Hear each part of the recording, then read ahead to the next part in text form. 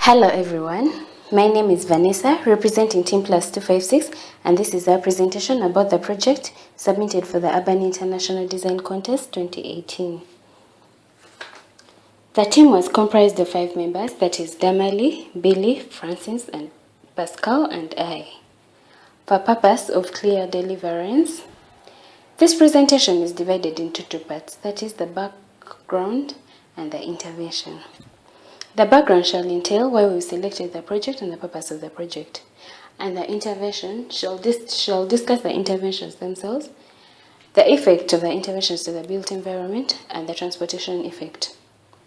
For more detailed information, please refer to the project report that was submitted for the competition. Before we dive in, let's talk about the name of the project. Chibuga, the image of Kampala. Anyone been to the capital city of Uganda, Kampala, has heard of Chibuga. Chibuga, which means capital, was a region covering some 90 square miles of the Kampala area in the 19th. Currently, in the Millennium area, the Chibuga that was is no more.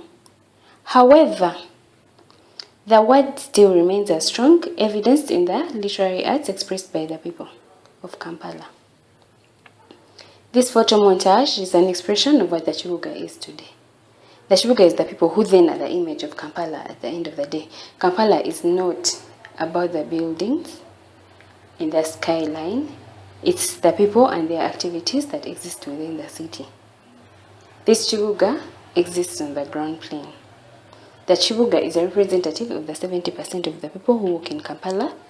The Chibuga is a representative of the 3.5 million people that come into the capital city on a daily basis from the peripheral.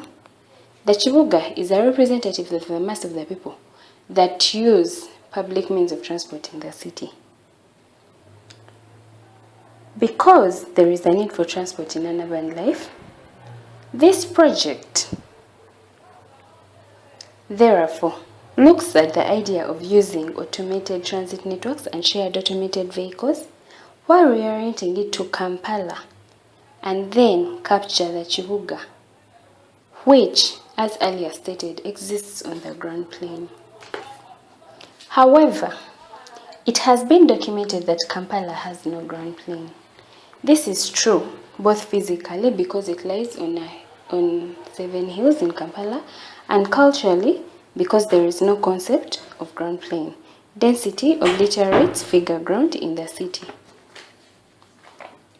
I'll give a brief history about early planning of the city and how it has affected what it is today, which will lead us to the selection of the area.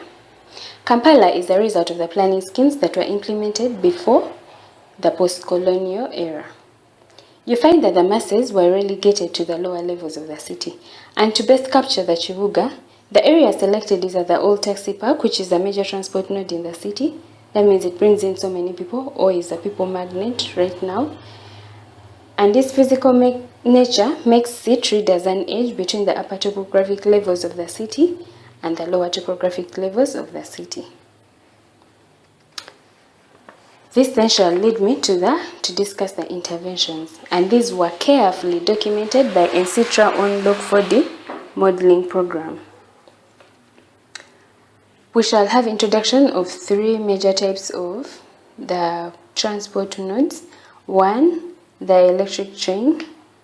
A taxi, which is the mode of transport today, is a 14-seater vehicle that is the major that has been used today in Kampala and has caused congestion.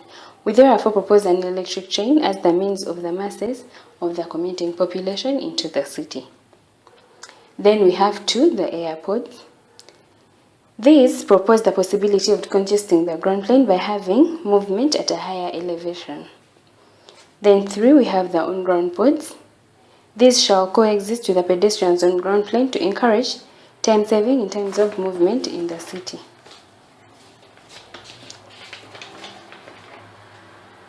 This slide shows the neighborhood development plan of the KCCA, which is the local planning body of the city.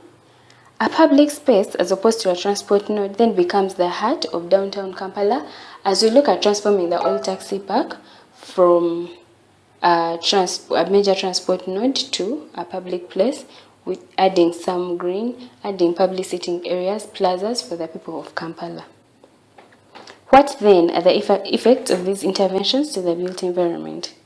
We discussed the possibility of having another ground plane as a tool to decongest the city. This then we may start to look at the buildings that may be having entrances at different levels, as a ground plane that is and the elevated ground plane. Then we also discussed the adjustment in scales of buildings. As you can see, the proposed buildings at the taxi park are